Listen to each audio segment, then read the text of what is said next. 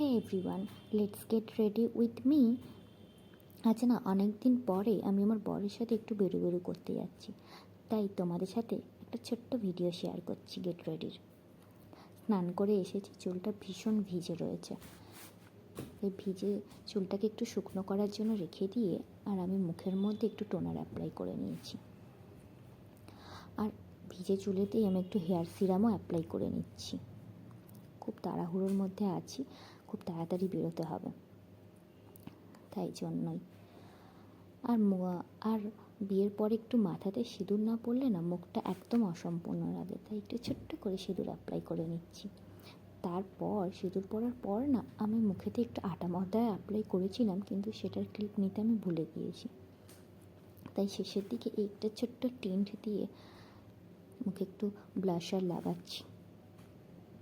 জানি এখানে বলাটা আমার ভুল হয়েছে, কিন্তু তাও বলে ফেললাম। এবার দেখাই আমার ফাইনাল লুক, দেখে বলো তোমরা কেমন লাগছে আমার ফাইনাল লুক।